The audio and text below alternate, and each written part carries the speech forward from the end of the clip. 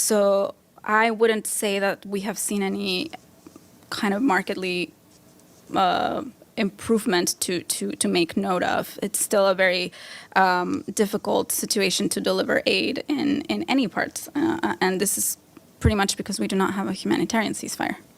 And I looked through the OCHA reports also. Yeah. They repeatedly refer to shortages of fuel.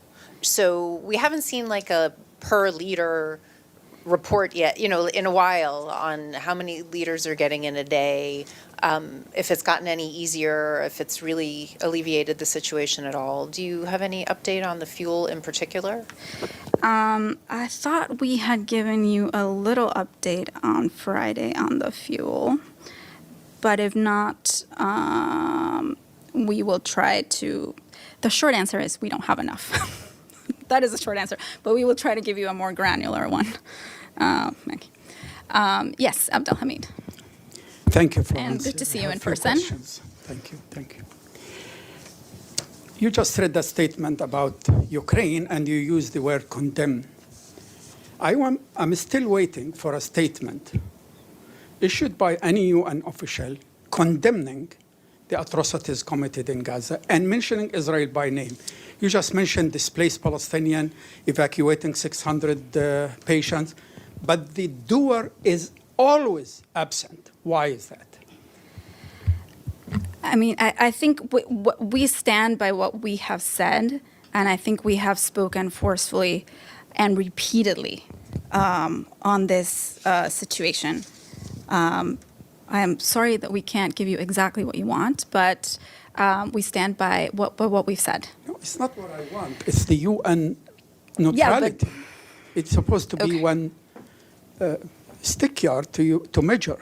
Why it's in one case you condemn and in another case you say concerned. You just mentioned concerned about the two journalists. Why you don't issue a statement condemning targeting two journalists? Well, I don't think, regarding journalists, the killing of any journalist under any conflict, we can condemn that, right? Like, journalists absolutely should be able to do, regardless of where it is, to be able to report during a conflict. Okay. So, can I continue? Continue, please. The last statement issued by any UN official about what's happening on 22nd December by the Secretary General in this room. From 22nd until now, no statement issued by the SG or by Tor Winston, who's MIA. He's been missing in action. We don't hear from him, whatever happens. Atrocities and massacres been continuing every single day.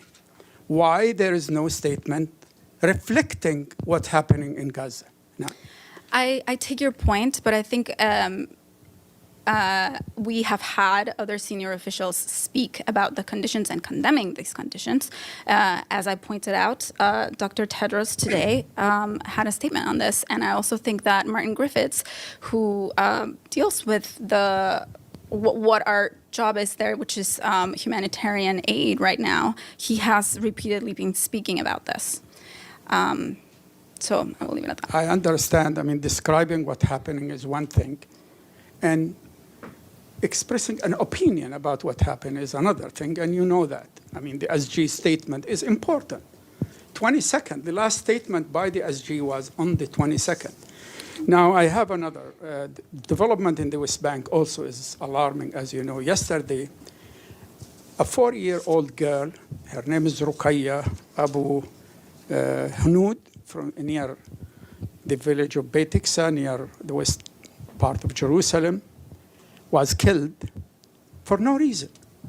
There was a car which they accused that it tried to overrun a checkpoint. They killed both passengers of the car, but the girl has nothing to do. It was in another car, and she was shot and killed.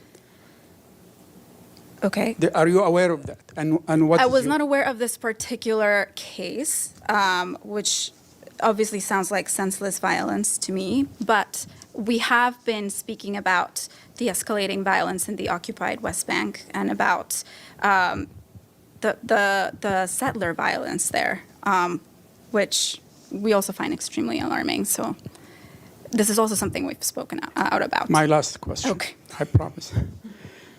why Secret Gag chose to go to Washington. Is she going to Moscow? Secret Gag, the new coordinator, why she chose to go to Washington, but not to Moscow or to London or to Paris? Why Washington, D.C.? Well, I believe that, as you know, there are a lot of different actors involved, and she will try to speak to as many people as she can. Since she's here in New York, I'm assuming this is a proximity thing for now, but then she will be in the region and she will try to speak as many people as possible, including to her colleagues on the ground and to all the other relevant parties involved. Thank you. Okay. Sir?